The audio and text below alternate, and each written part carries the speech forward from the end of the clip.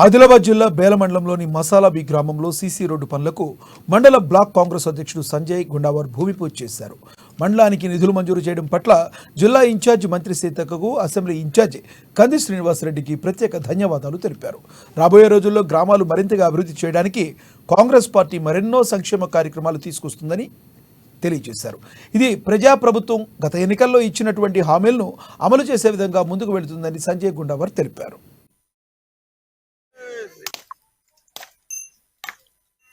జాతీయ ఉపాధి హామీ పథకం కింద బేల మండలంలో 2 కోట్ల రూపాయలు కేటాయించడం జరిగింది.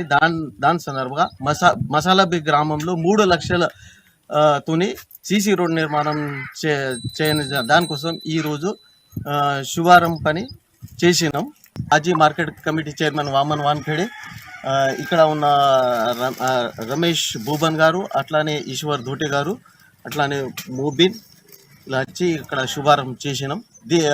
ఇక్కడ Revanth Reddy Seethakka incharge minister Seethakka fund అక్కడ నుంచి మన కంది శ్రీనివాసరెడ్డి ఆధ్వర్యంలో ఇక్కడ 3 లక్షల